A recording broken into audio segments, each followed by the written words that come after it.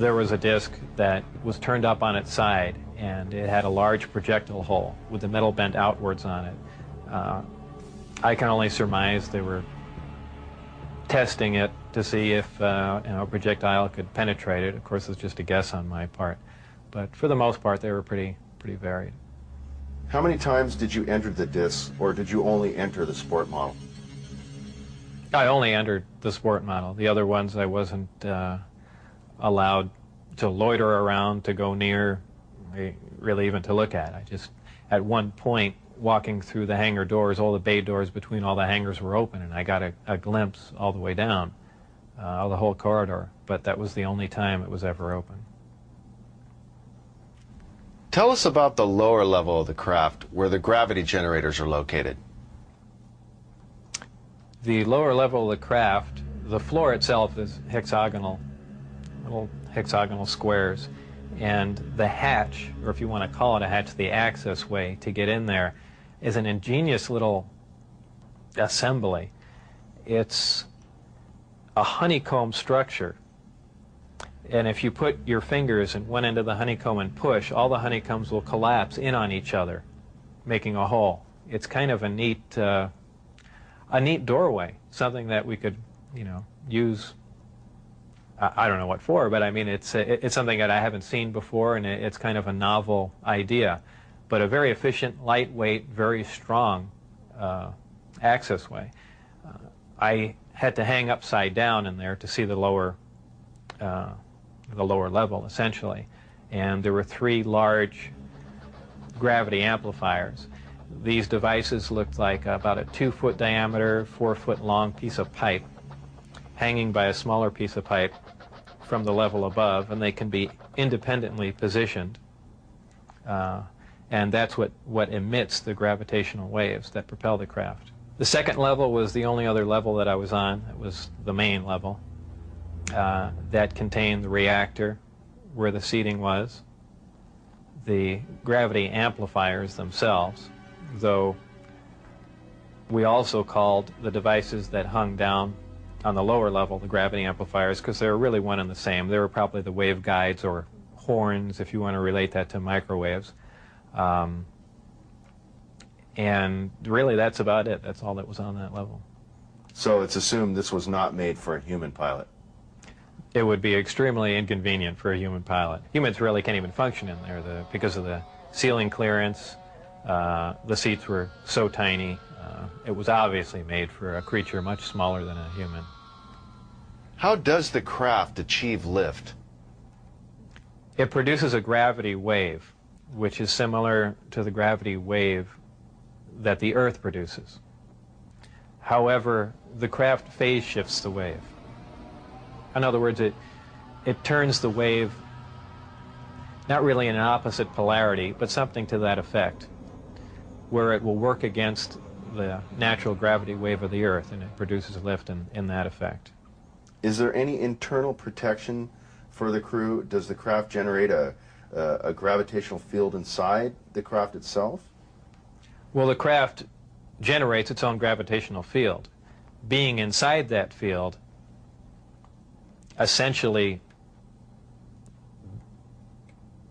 doesn't shield you, but essentially you're in, and this is a terrible way to say it, almost in a different realm, because you're now influenced only by that gravitational field. For instance, people wonder how a craft like this can make a turn at such high speed, a 90-degree turn, when they would imagine people slamming up against the wall or something to that effect. Well, that really wouldn't happen. Inertia would have no effect. You're in a distortion, and don't forget that gravity distorts time and space, so really nothing is going to influence you while you're in there. Describe the gravity amplifiers for us and some of their different operating configurations. There are 3 amplifiers. The craft can operate on a single one, can lift off the ground. The way in which it's propelled are 2 different ways. There's what they call Omicron configuration, where the craft is using one generator, or Delta configuration, where it's utilizing all 3. Delta configuration would be for space travel. Essentially, the craft will tilt up on its side, as opposed to a science fiction movie where you see a flying saucer moving around. The craft will tilt up on its side, focus the 3 gravity generators to a single point, and move through space that way. Moving around a source of gravity is a problem to a disk because it's interference, essentially. So what they do is they work with that interference to their benefit. They'll use 1 gravity generator to lift the craft off the ground. And as opposed to what we're used to, for instance, a plane, once it's in the air, we envision thrust or some force coming out the back of it to push it forward. The crafts work completely opposite of that.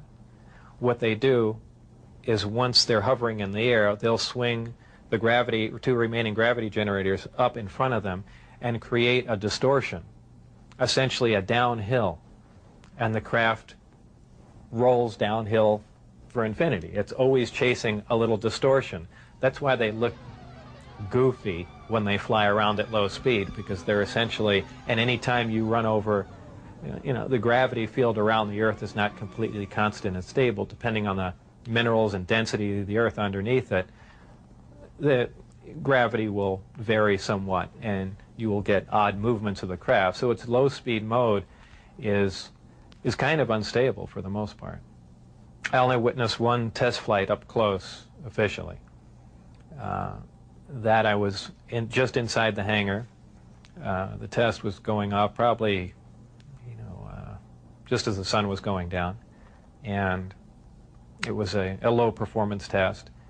I believe there were some pilots or test pilots in the craft. The craft must have been retrofitted to fit them, because the seating arrangements were really not accommodating. They were in radio communication with the craft, which is kind of surprising to me, because the gravity waves that the craft was producing should have distorted the radio waves also. So apparently there's something there that I don't understand. The craft lifted off the ground, virtually noiseless, other than a small corona discharge on the bottom of the craft, indicating the presence of high voltage.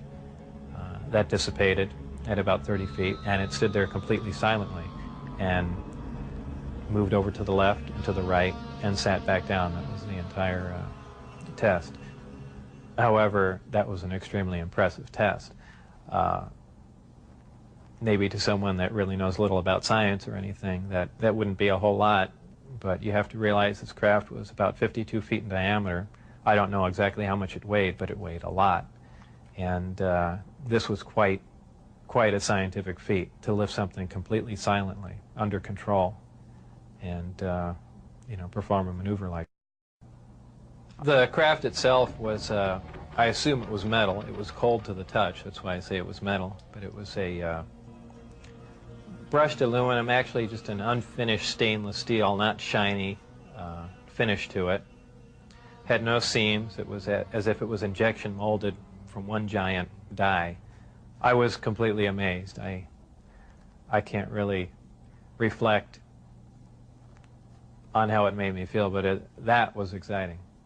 When you're on the outside, you pretty much think, how could they keep something like this secret? It's a crime against science, it's a crime against the people and all that, but your feelings change once you're privy to the information. Once I was inside, there was kind of a bit of selfishness, it's, well, I know about it now, this is great, we should keep it secret just so we all know about it, and that really does go through your mind, though after a while it wears off, but you felt privileged to be privy to the information.